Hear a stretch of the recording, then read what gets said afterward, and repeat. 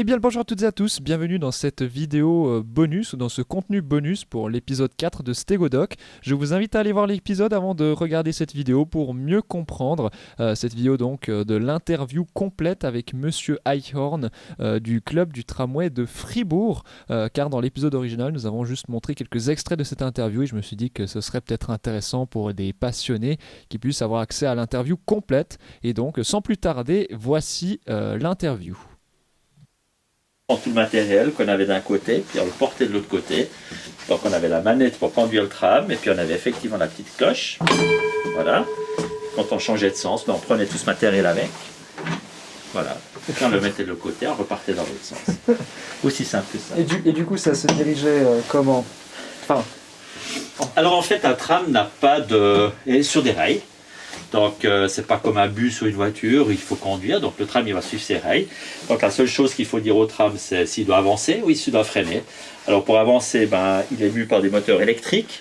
Donc pour commander les moteurs électriques, on a ici un gros appareillage sur lequel qu'on commande finalement avec une manette, donc une manette qu'on tourne. Et puis plus on avance avec la manette, plus la vitesse du moteur va augmenter. Et puis lorsqu'on veut s'arrêter, alors on met ici sur 0, on donne plus de courant, et puis on freine. Alors là on a une manette qu'on peut tourner pour serrer des freins, donc c'est des sabots qui s'appliquent sur les roues qui font freiner le tram. ok, tout simplement. Tout simplement. Et en fait, ce qu'il y a encore de particulier, si on est déjà ici dans les équipements, alors on est sur des rails, donc ça peut glisser, suivant les situations, quand il y a des fameuses feuilles mortes qu'on entend souvent. Alors ce qu'on peut faire, on peut mettre du sable devant les roues pour que les roues adhèrent mieux aux rails. Et puis c'est finalement avec cette manette-là, en tirant sur cette manette-là, qu'on ouvre des trappes qui laissent tomber un tout petit peu de sable devant les roues. Et ça augmente l'adhérence. Ok.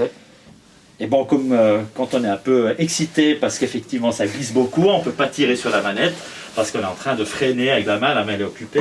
On peut aussi actionner finalement la sableuse avec une petite pédale qui se trouve là à pied. Ok. J'ai aussi vu dans les documents qu'il y avait une histoire de pédale d'homme mort ou de bouton d'homme mort. Exactement. Alors, c'est quoi l'idée de la pédale homme mort? Alors, on a malheureusement plus tous les équipements. Ce tram, il a quand même été mis hors service en 1965, donc depuis, il y a quand même certaines pièces qui ont disparu. En fait, l'idée de l'équipement homme mort, c'était lorsque le conducteur était tout seul avec son tram. Peut-être, pour revenir un peu en arrière, encore dans l'histoire, à l'époque des trams, il y avait toujours deux personnes à bord d'un tram. Il y avait le conducteur qui s'occupait vraiment de la conduite et il y avait une deuxième personne qu'on appelait le receveur qui lui s'occupait effectivement à recevoir les voyageurs. Donc il accompagnait les personnes qui montaient les poussettes, par exemple les marches, etc. Et il s'occupait à vendre les tickets. Et en situation normale, ce receveur, il se trouvait à l'autre plateforme. Donc si tout d'un coup le conducteur devait avoir un malaise, le receveur, lui, pouvait prendre la place pour freiner le tram. Donc il avait une formation, pas complète pour la conduite, mais partielle pour ce genre de tâches. Okay. Alors déjà très vite dans les années 30, les mesures d'économie ont imposé sur certaines courses, en soirée, quand il y avait peu de voyageurs, de supprimer la deuxième personne. Les mesures d'économie, c'est pas seulement d'aujourd'hui, ça existait déjà à l'époque. Et donc le conducteur du tram devait occuper finalement les deux fonctions, conduire le tram et vendre les tickets, accompagner les voyageurs. Et pour éviter effectivement que le tramway se mette à bouger tout seul, il y avait cet équipement homme mort. Alors cet équipement était finalement constitué de deux éléments. C'était un champignon qui venait s'insérer ici, similaire à ce champignon-là, ainsi qu'une manette spéciale. Donc cette manette que j'expliquais avant, qui faisait avancer le tram, il fallait l'appuyer, il fallait la garder appuyée. Okay. Si le conducteur il relâchait cette manette, ou s'il relâchait la pédale, donc s'il s'écartait, parce que par exemple il avait un malaise, il tombait, automatiquement l'appareillage là se mettait sur la position frein de secours. Donc par un effet mécanique, ici à l'intérieur il y a un gros ressort, faisait actionner le mécanisme pour aller sur le dernier cran qu'on appelait justement le cran de frein de secours, où là après le tram il s'arrêtait tout de suite. Voilà l'idée de l'équipement homme mort. Ok. Ouais, c'est un peu... J'ai vu que les essuie-glaces étaient manuels. Les essuie-glaces étaient manuels. Alors, évidemment, ça peut paraître anachronique un tout petit peu. La logique là derrière, il faut aussi savoir que la vitesse des trams, la pointe, on arrivait à des 25-30 km/h. Ça, c'était la vitesse de pointe. Aujourd'hui, on fait ça avec un vélo électrique, voire plus. Donc, c'est clair que les contraintes n'étaient pas tout à fait les mêmes. Ce qu'on va aussi ici comme équipement, c'est la protection du conducteur en cas de forte affluence. Donc, c'était des toutes petites voitures On transportait entre 25 et 30 voyageurs. Ok. Et donc, déjà à l'époque, on connaissait les matchs de foot. On ne jouait pas encore le hockey, mais on jouait surtout le foot à Fribourg. Donc le transport des visiteurs des matchs de foot depuis Salaona jusqu'en ville, dans les différents quartiers, se faisait par tram. Donc on s'imagine facilement un tram qui était rempli. Et donc le conducteur, là, qu'on appelait d'ailleurs le Watman, qui devait conduire ce tram, finalement, à un moment donné, il devait se protéger contre toute cette foule. Alors, il pouvait abaisser ces barres-là pour se protéger. Voilà. Donc, il se retrouvait ici dans un cadre protégé. On pouvait avoir les voyageurs qui se trouvaient là, autour, qui ne dérangeaient pas le Watman dans son activité, finalement, de la conduite du tram. Voilà. C'est intéressant, ça, c'est une chose qu'on ne voit plus aujourd'hui. On ne le voit plus aujourd'hui, effectivement. Mais c'était spécifique au tram de Fribourg ou bien... Il y a d'autres trams qui avaient aussi des systèmes comme ça. C'était pas particulièrement spécifique au tram de Fribourg. Ce qui était spécifique, effectivement, que Fribourg, jusqu'au milieu des années 60, circulait avec des aussi petits trams. Ça, oui, ça c'était spécifique. Donc je pense que ce genre d'équipement servait assez régulièrement. Et puis ça, c'est du coup le tram numéro 1, c'est celui qui a circulé le plus longtemps. C'était le premier et le dernier tram à avoir circulé. Tout à fait. Donc il a été mis en service le 28 juillet 1897. Et il a été en service, il a été en état de fonction jusqu'au dernier jour, donc jusqu'au 31 mars 1965. Alors ce qu'il faut dire, c'est que sur les dernières années, c'est plutôt ce qu'on appelait les grandes voitures, les derniers trams qui ont été achetés en 1913, qui ont servi dans l'exploitation régulière. Ces tramways-là ont été utilisés comme course de renfort ou sur des lignes à moins forte fréquentation. Donc elles ont circulé un peu moins quand même, c'est clair. Mais il était en état de fonction.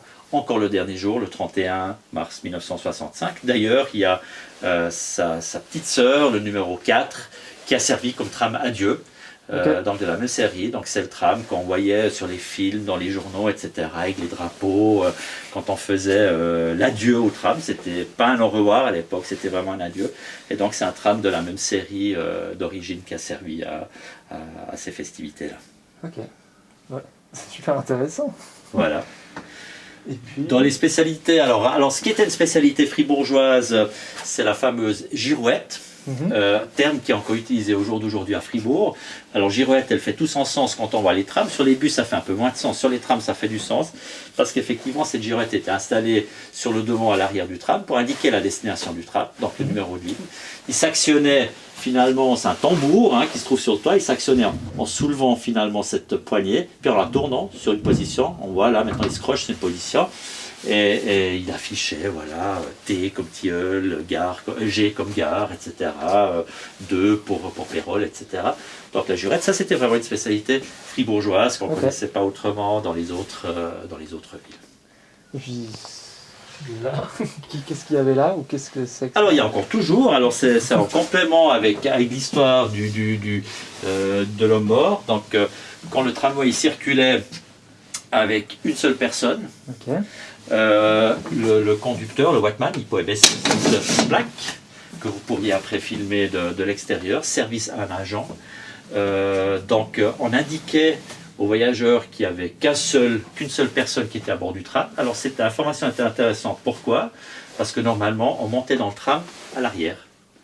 Donc le receveur se trouvait à l'arrière, et donc quand il y avait cette plaquette-là, on montait par l'avant, et donc avec ça, finalement, le client qui attendait le tram, il voyait, il ne faut pas que je cours derrière, je peux monter par la porte avant, le conducteur va m'ouvrir la porte. Ok. Est-ce qu'il y a quelque chose à dire sur... Alors sur l'intérieur, effectivement, quand on voit l'intérieur, il est rustique et vraiment dans son jus de l'époque. Donc, banquette longitudinale, sujet de beaucoup d'histoires sympathiques, des personnes qui se promenaient dans le tram. Bien sûr, comme on est sur des banquettes en bois bien vernis, ça glisse très bien. Donc, un bon coup de freinage et tout le monde était coincé d'un côté. Un bon coup d'accélérateur, tout le monde s'est déplacé de l'autre côté. Donc, ça met un peu de l'animation. C'était relativement petit quand même. Donc, vous imaginez bien qu'en heure de pointe, quand vous êtes là, assis en famille, et puis vous avez encore des personnes qui sont debout parce qu'il y avait des bars effectivement pour se tenir. Ça mettait une chaleureuse ambiance finalement, donc effectivement les petits trams. Quand je parle de chaleureuse ambiance, peut-être encore une spécificité, aussi par mesure d'économie, pour chauffer les trams, on a profité du mode de fonctionnement d'un tram pour chauffer l'intérieur. Il faut savoir que j'expliquais avant l'appareil qui commande les moteurs. C'est un graduateur qui fait passer le courant par des résistances électriques, parce qu'évidemment on ne peut pas tout de suite au démarrage brancher le moteur directement à la ligne en direct, il faut graduellement augmenter le voltage, comme vous avez la petite maquette de train à la maison que vous graduez, ben, c'est la même chose. Et donc on passe par des résistances, et les résistances font rien d'autre que d'abaisser le courant qui passe dans les moteurs, et le courant qui n'est pas utilisé dans le moteur, ben, il passe dans la chaleur, il est brûlé en chaleur. Et ces résistances normalement se trouvent sur le toit. Et là, ce qu'on a fait, ben, on a installé quelques résistances à l'intérieur du tram. Et donc en hiver, on pouvait choisir de faire passer une partie finalement de ce courant des résistances à l'intérieur de la cabine. Et ça permettait de chauffer directement à l'intérieur. En été, on ne veut pas chauffer, ben, on pouvait basculer l'interrupteur vers les résistances normales. C'est un coffret. Donc ici, on voit la résistance. Je vais peut-être lever ça. Voilà. Donc ici, on voit la résistance. Et puis, vous avez ici le coffret qui est fermé. Voilà, le coffret qui renferme finalement les interrupteurs qui permettent justement de permuter des résistances qui sont normalement utilisées vers cette résistance. Donc d'enclencher le chauffage. Exactement, exactement. Et donc ça va peut-être faire des économies. Ben oui, parce qu'alternativement à ça, ben, il faut installer une résistance en plus à l'intérieur du tram qui est là, entre guillemets, uniquement pour chauffer. Et donc c'est de l'énergie qu'on brûle pour rien, alors qu'on est déjà en train de brûler de l'énergie pour le fonctionnement du tram. Comme j'ai levé le banc, je peux directement aussi montrer encore ici une des trappes où il y avait du sable. Voilà, pour le moment il n'y a pas de sable dedans, mais en fait c'est à l'intérieur de ces trappes qu'on stockait justement le fameux sable qui était ensuite après jeté devant les rails, là où c'était nécessaire en actionnant la poignée que j'ai montrée avant. Et puis du coup, combien de personnes on pouvait mettre dans ce genre de train Alors officiellement une trentaine. Trentaine de personnes. Ouais, comme une trentaine de personnes. Donc ici à l'intérieur de la Dita, il y a à peu près 20 personnes, entre les personnes qui sont assises et puis debout. Et puis après les plateformes, ça se répartissait, si mes souvenirs sont bons, ça dépendait un peu de la taille des trams, 4 et 8, voilà, selon le sens de marche. Donc là il y a le conducteur 4, le côté 8. Voilà, c'était un peu la capacité maximale. Pour ce type de tram. Les grandes voitures, on arrivait jusqu'à 45 personnes, elles étaient beaucoup plus longues. Donc là, on est dans un tram qui fait 7 mètres de long, ce qui n'est pas grand-chose, sur 2 mètres de large. Les derniers trams étaient quand même 2 mètres plus longs, ils faisaient 9 mètres de long, ce qui n'était pas très très loin de la taille d'un petit bus jour d'aujourd'hui. Et puis j'ai vu autre chose, j'ai vu les volets aussi sur les côtés, ça m'a Les volets en bois, oui, tout à fait. Alors effectivement, on se permettait d'avoir encore des volets, donc qu'on levait par ce chemin-là. Alors je vais essayer de ne pas forcer. Hop. On est quand même dans quelque chose d'historique. Et puis en fait, on crochait les volets. Alors il y a juste un élément qui manque, voilà. On le crochait dans une rainure. Ce qui faisait que quand le tram il roulait, ben, le volet il ne bougeait plus, il était crochet. Et donc, pour abaisser le volet, on accrochait, on poussait derrière. Et ça servait. C'était donc pourquoi Quand il y a du soleil. Quand il y a du soleil, tout simplement. Quand il y a du soleil, se protéger contre le soleil. Ok. Donc on mettait un volet. On avait un volet. Dans les bus, alors effectivement, aujourd'hui on ne fait plus parce qu'on a des vitres qui sont teintées. Mais dans les bus qui ont été achetés pour remplacer les trams, il y en a un exemple ici à côté, on voit bien, qu'il y a un rideau, cette fois-ci, c'est plus un volet, mais c'était un rideau qu'on pouvait tirer. C'était quelque chose qui était tout à fait habituel, encore juste dans les années 60 du XXe siècle. Aujourd'hui, effectivement, véhicule climatisé, donc on n'a plus besoin de se protéger contre les rayons, et aussi des vitres teintées souvent, donc plus besoin effectivement en termes de l'UV. Il y avait encore une spécialité, si on parle déjà de l'été, c'est pour ça que vous revenez sur la plateforme. Quand on parle de ventilation et climatisation, à l'époque, la ventilation et climatisation se faisait. Alors, la climatisation, chauffage, je vous l'ai expliqué. Le refroidissement se faisait par les fenêtres coulissantes qu'on peut ouvrir. Et en été, quand il y avait le grand chaud, il y avait la possibilité de finalement ouvrir la porte, mais celle-là, elle est verrouillée. Et puis, en fait, il y avait cette barre, donc on pouvait complètement ouvrir la porte. Et avec cette barre qui se glissait ensuite ici dedans, on bloquait l'accès. Donc la porte était ouverte, mais il y avait qu'une barre qui protégeait, et on roulait la porte ouverte. Ok. On voulait la porte ouverte qui permettait effectivement de faire l'aération. On fait ça des deux côtés. Peut-être je peux vous le montrer de l'autre côté. Parce que je pense pas. On va essayer de faire ça, ouais. Oui, là je peux vous le montrer. Bon, il fait un peu nuit, mais. Bon, je crois qu'on va y arriver. Oui, on va juste. Donc voilà, il y a cette barre là, finalement, qui est bien articulée, qu'on mettait finalement, qu'on utilise après pour bloquer la porte. Parce qu'il y avait des verrouillages partout pour éviter justement que la porte elle coulisse. Voilà. Voilà, donc la barre elle est là. Donc la porte elle ne bouge plus.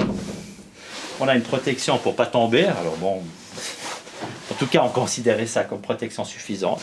Et on pouvait conduire le tram avec la porte ouverte. Donc on avait une aération naturelle. Et quand il y avait quelqu'un qui voulait monter ou descendre, alors bon, normalement c'était pas le côté on montait, on descendait, c'était le côté. Mais il suffisait effectivement d'enlever la barre. Voilà, puis on la rangeait. Puis comme je disais, bah voilà, les portes se verrouillaient. Donc il y avait aussi un loquet de ce côté-là. Puis du coup la porte elle bouge plus en roulant. Ok. Si au jour d'aujourd'hui vous voulez faire encore l'expérience d'une porte de tram à Fribourg, vous avez tous les jours la possibilité de le faire en utilisant le funiculaire. Ah, ouais. Parce qu'en fait, les portes qui se trouvent dans la partie fermée du funiculaire, les deux portes, c'est les portes de la motrice numéro 3, qui date aussi de 1897, qui ont été récupérées quand les trams ont été supprimés, quand il y a des travaux qui ont été faits sur le funiculaire. Ok. Ils ont récupéré des portes de tram. Et vous verrez la différence d'une manière très simple. Du côté où justement la porte elle est actionnée, vous avez une fenêtre avec une courbe comme celle-ci. Et la porte qui se trouve de l'autre côté dans la cabine du funiculaire, qui est une porte d'origine, elle n'a pas cette courbure, elle est droite. Et pourquoi ils ont pris les portes des trams? Parce qu'effectivement, il fallait remplacer la porte avec tout le mécanisme qui allait avec. C'était la même compagnie, relativement Ok. vite.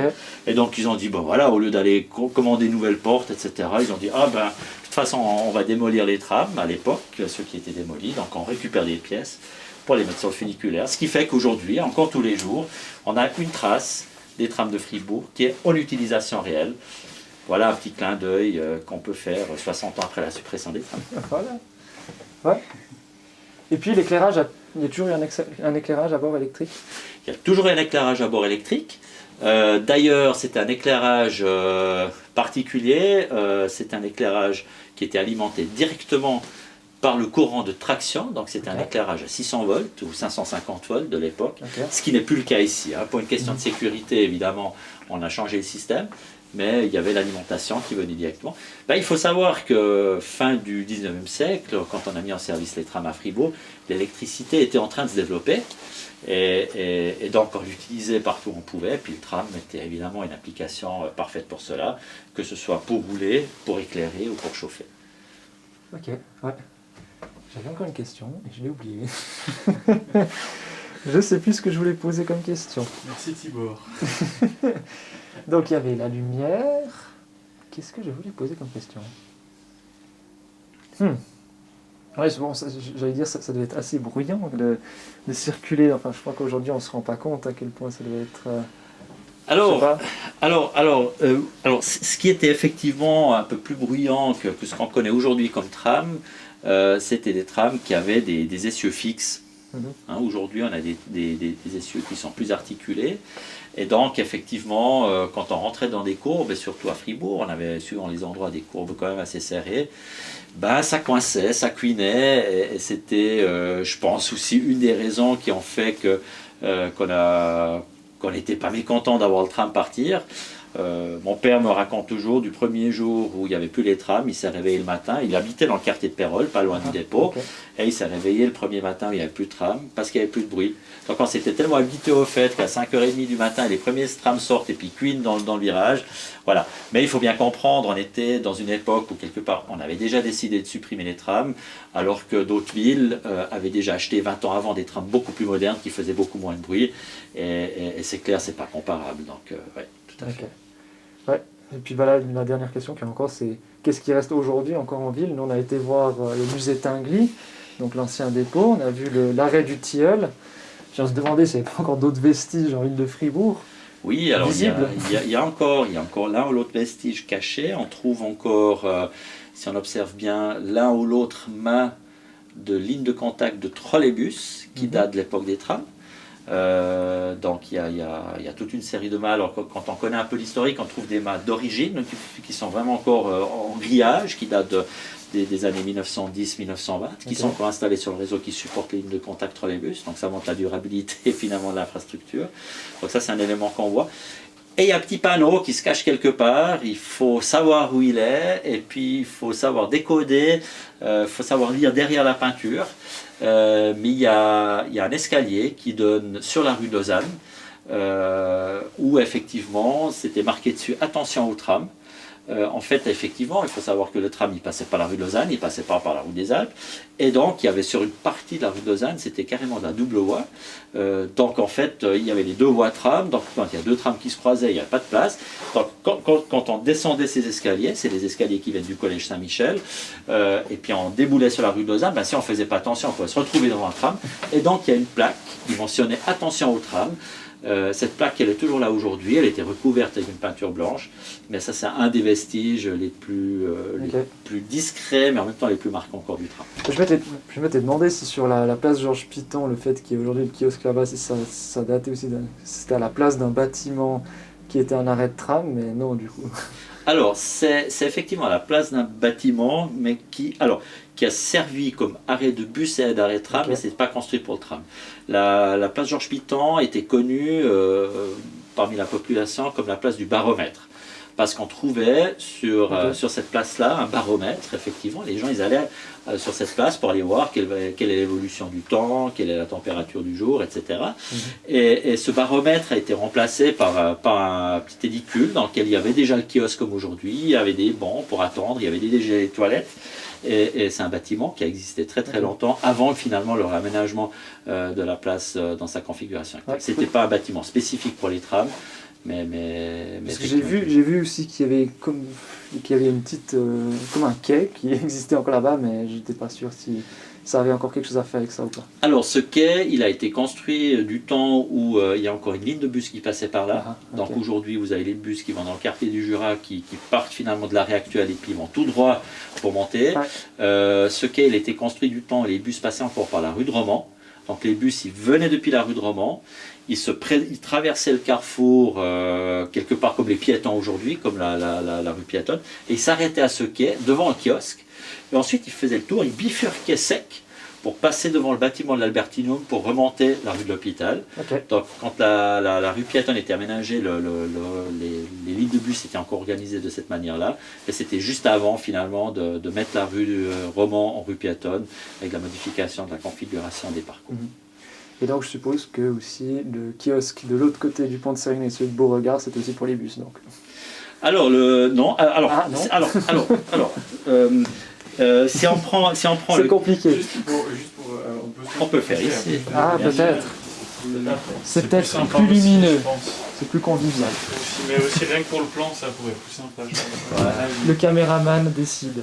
Alors c'est pas le caméraman décide, c'est le caméraman voit ce qui peut être bien.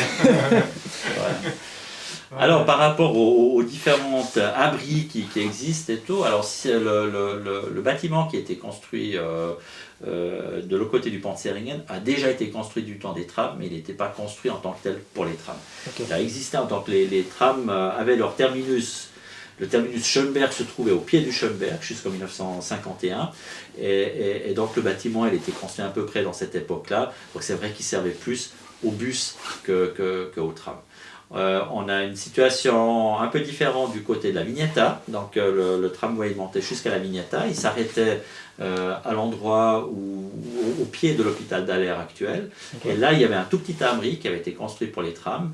Et c'est seulement plus tard, quand le tram a été remplacé par les trolleybus, qu'on a construit en face une boucle où se trouvait effectivement un kiosque, un petit chalet en bois. Qui était très très connu parce qu'il a encore voyagé, il a survécu un moment, il se trouvait à Saint-Léonard à un moment donné, mais ça aussi ça date déjà de l'époque des trolleybus. Finalement des édicules qui ont été construits pour le tramway spécifique, il y en a eu très très peu, il y a vraiment la petite maisonnette qui se trouve aujourd'hui à la place des Ormeaux, au Tilleul, qui était vraiment construite pour les trams. D'ailleurs, on retrouve aujourd'hui les instructions pour les conducteurs de tram de l'époque. Le premier conducteur le matin, le premier tram qui arrivait devait ouvrir ouvrir les portes. Ok. Pour la dernière course le soir, il devait fermer les portes. Donc il y avait tout le service de conciergerie autour de cette édicule qui était aussi organisé dans les dispositions de service des conducteurs tram de l'époque. Ouais, parce qu'on avait dit qu'au Tilleul, il y avait également un guichet ou un kiosque aussi de l'autre côté. Maintenant, tout l'arrêt est utilisé, enfin presque tout l'arrêt est utilisé pour que les gens puissent patienter. Mais sauf que il y avait aussi un guichet ou un kiosque dans une des... Alors, il n'y a pas un guichet des trams en tout cas, mais il y avait certainement d'autres utilisations. Je veux dire, il y a les toilettes, il y a les cabines téléphone. Il faut aussi savoir que la cabine téléphone, elle existait déjà du temps des trams, Ok. parce qu'il n'y avait pas de moyens de communication. Les conducteurs, les employés étaient sur le réseau, ils n'avaient pas de téléphone mobile, rien du tout. Donc s'il y avait un souci, un pépin, il fallait quand même pouvoir communiquer. Et donc il y avait des possibilités le long du parcours pour téléphoner. Alors ça c'était un endroit où ils avaient un accès un peu privilégié. La plupart des cas, on les invitait à prendre une cabine publique Ok. et puis prendre l'argent qu'ils avaient dans leur monnayeur pour faire un téléphone s'il fallait atteindre les ateliers, la direction pour un souci quelconque.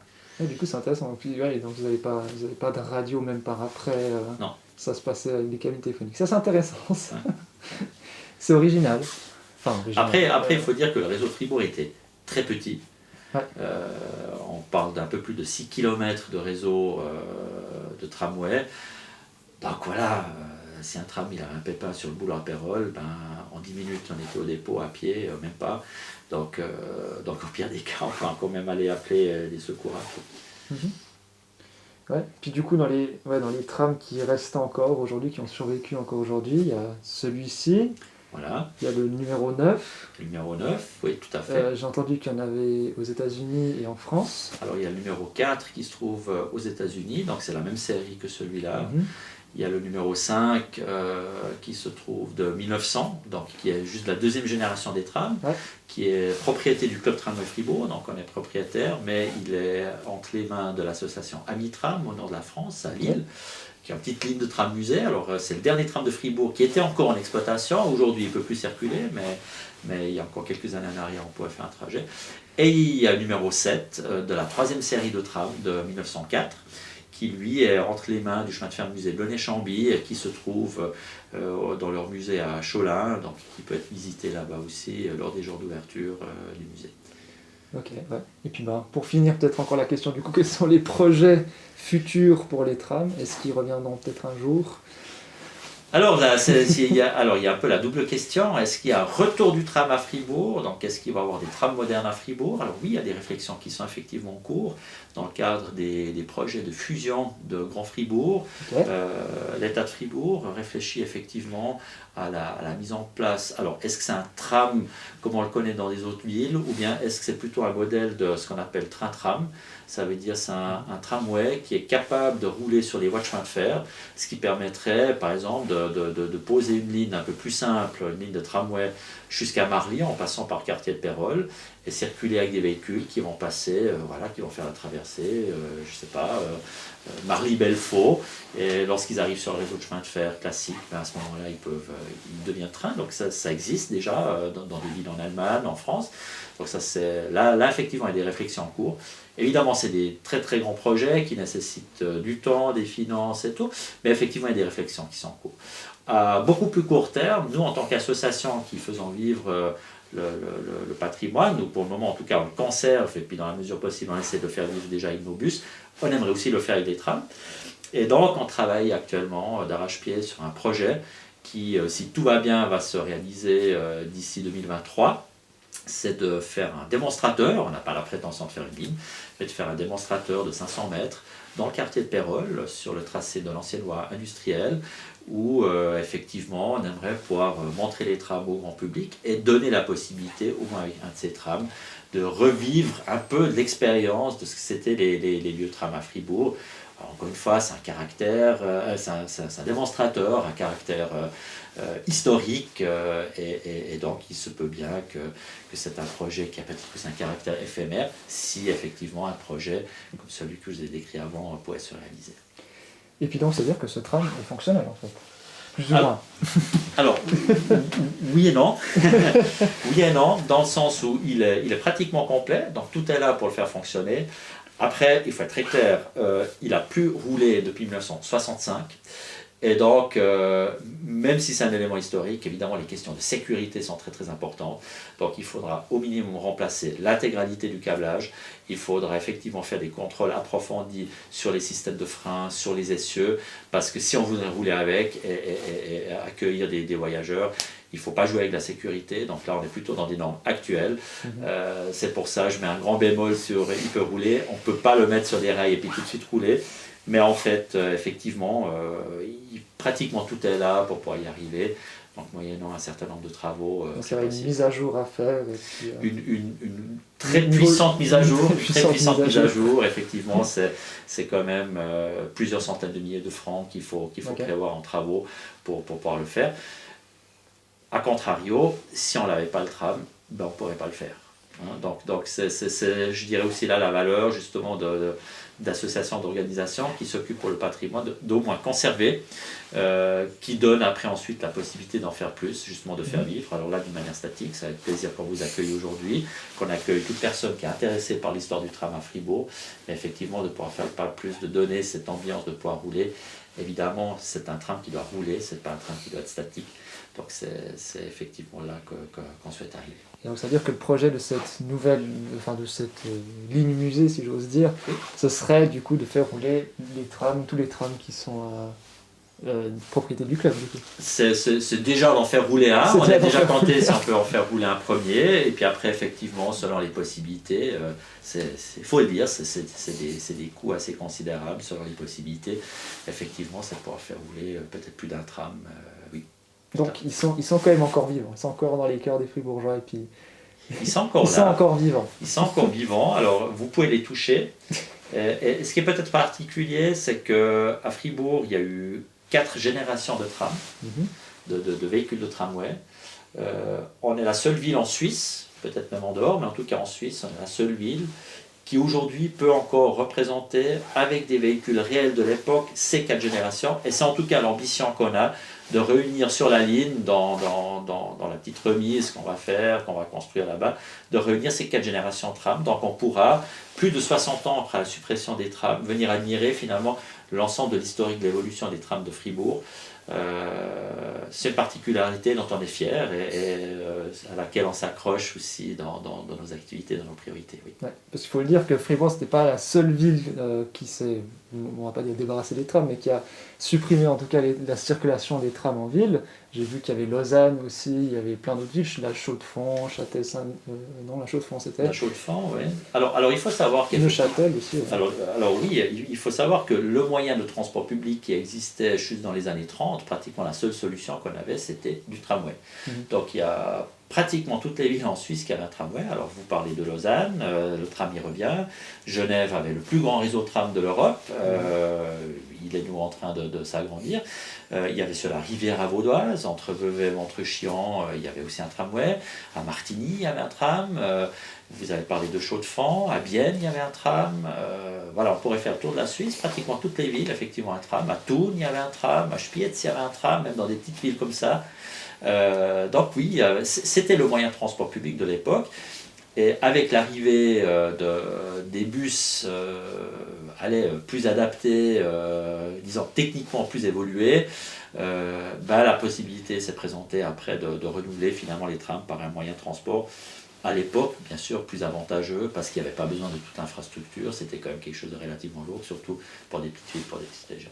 Et dans ce cas, selon vous, quelle est la raison pour laquelle le tram connaît aussi une renaissance ? Il parle beaucoup de renaissance des trams ces derniers temps.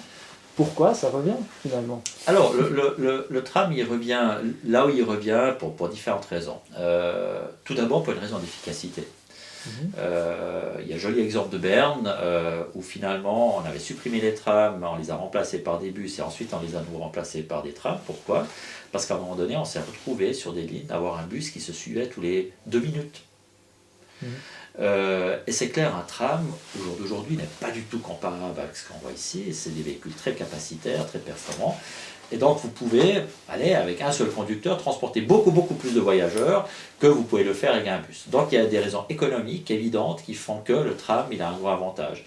On a des renaissances de tram dans des villes qui les avaient bannis il y a très longtemps, comme Paris par exemple, qui à un moment donné disaient il y a le bus et le métro puis il n'y a rien d'autre. Alors, le bus, comme je l'ai dit, il a forcément des limites en capacité. Le métro, il est très coûteux, il n'est peut-être pas réalisable partout. Et le tram, évidemment, est une alternative entre deux, qui est beaucoup plus capacitaire, mais qui se rapproche quand même des performances, alors peut-être pas d'un métro, mais en tout cas d'un moyen de transport structurant. Donc ça, c'est un élément très important. L'autre élément, évidemment, c'est toute la question de l'aménagement des villes. Alors on peut parler de la protection de l'environnement, comme on peut aussi parler de la répartition de l'espace.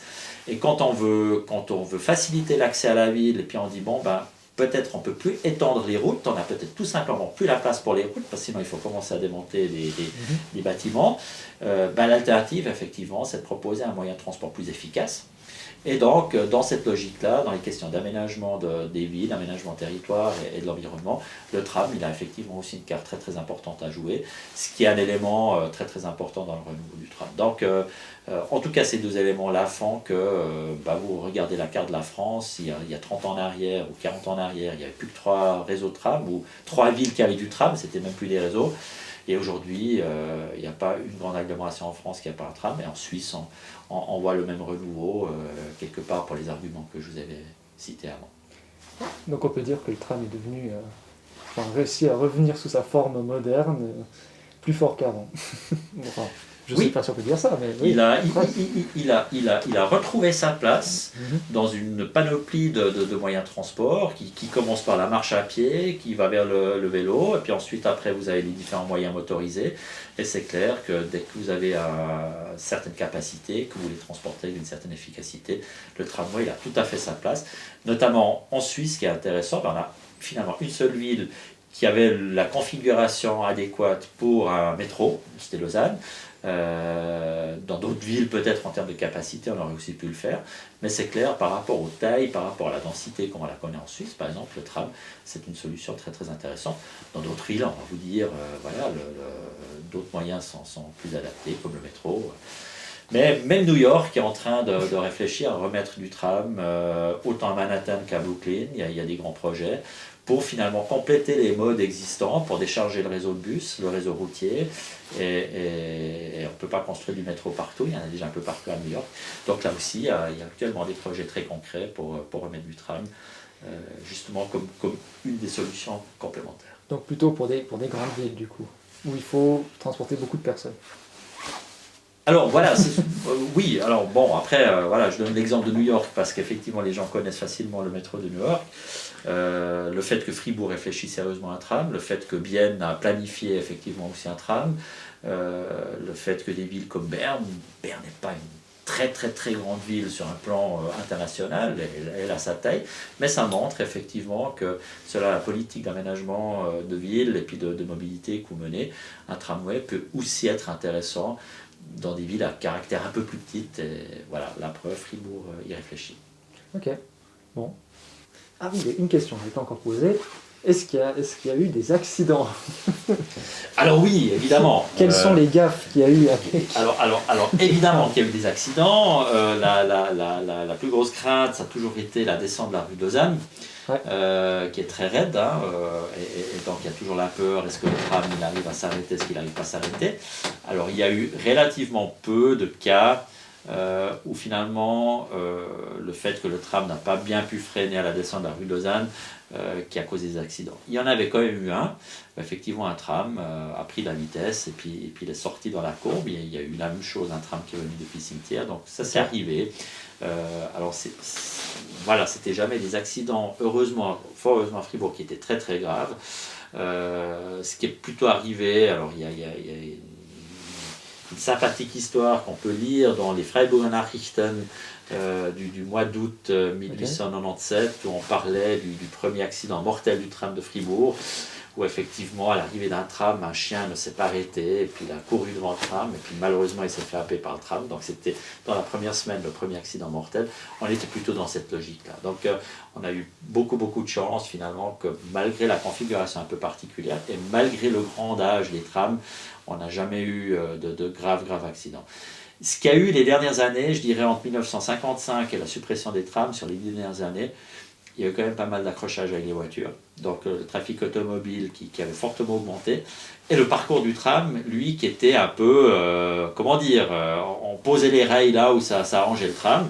Et donc on prend typiquement la route de Morat, où finalement les rails changeaient allègrement de côté, une fois à gauche, une fois à droite. Et donc là, il y avait pas mal de sources de conflits avec des voitures. Et donc on trouve, notamment aussi dans les fonds de la bibliothèque cantonale, dans les fonds de certains photographes fribourgeois qui travaillaient pour les journaux de l'époque, on trouve toute une série d'accrochages plus ou moins épiques avec des voitures qui sont couchées sur le côté, etc. Mais encore une fois, les trams circulaient à vitesse de pointe, les petites là 25-30 à l'heure, les grandes 35-40 à l'heure, mais plutôt 35-40. Donc c'était pas des grandes vitesses, donc c'est clair que le risque d'avoir des gros accidents était limité. Donc il y en a eu quelques-uns, l'un ou l'autre qui était un peu spectaculaire, un tram qui sort des rails, qui traverse la route et puis qui se retrouve dans une façade, c'est forcément impressionnant. Mais jamais des accidents graves au point que par exemple une voiture aurait été détruite. Ça c'est le genre de cas qui ne sont jamais arrivés, heureusement. Fort heureusement. Ok. Je crois que cette fois-ci, par contre, on a vraiment terminé. Voilà. On va pas vous déranger. Alors là, on a démonté une des deux plateformes parce qu'elle était accidentée. Donc on a enlevé, vous avez la copie qui était là, vous avez la gauche. Et donc là, il y a des travaux de sablage finalement du châssis qui sont en route. C'est de la tôle ou c'est... Alors, oui, c'est de la tôle. Donc vous avez une caisse, une structure en bois qui est recouverte avec de la tôle. Et parce que l'autre, il était plutôt en bois. Alors tous les trams sont la même logique. Okay. Structure bois recouvert avec de la tôle. Okay. L'autre aussi. Sauf que là, c'était juste avant la Première Guerre mondiale. Apparemment, on était encore un peu plus croyants, on avait encore un peu plus de ressources. C'était parmi les premiers trams qui étaient équipés avec des tôles en aluminium. Okay. 1913, déjà les tôles aluminium, ce qui fait qu'effectivement, de ce côté-là, il est assez bon état. Le bois qui est derrière, il est malheureusement plus du tout en bon état. Vous trouvez un tram similaire quand vous allez à Neuchâtel. Il y a un tram, donc vous avez la ligne qui va de Neuchâtel à Boudry. Voilà, ouais, le tram de Boudry. Ouais. Et puis vous avez un petit tram jaune, le Brie de Champ, qui s'appelle, qui est de la même génération. Donc il y a à quelques détails près, notamment la couleur, mais il y a quelques détails près, c'est la même base finalement. Et d'ailleurs, on leur a demandé de l'aide pour, notamment pour la documentation. Nous, on a relativement peu de documentation. Ouais. J'aurais jamais pensé qu'il était à tel point plus grand. Ouais. C'est assez impressionnant. Et ça circulait sur les mêmes rails, donc? Ça circulait sur les mêmes rails, donc tout à fait. Ouais. Ok, intéressant. Et là, il est vraiment posé sur des rails. Alors, ces rails-là, vous voyez aussi un modèle, vous les voyez là, encore à gauche, c'était un modèle assez typique, c'était un modèle belge. C'est la voie du type Demer, comme on les appelle, qui est très pratique pour nous parce qu'on peut les poser, on n'a pas besoin d'autres supports. Et c'est des rails qui datent de la première ligne de tram de Fribourg, 1897. Donc c'est vraiment ces rails-là qui ont été posés dans les rues de Fribourg pour la première ligne. Donc c'est des originaux. Qu'on a pu récupérer, qui nous servent aujourd'hui justement à stocker nos trams et à les déplacer. Ok. Bon, intéressant.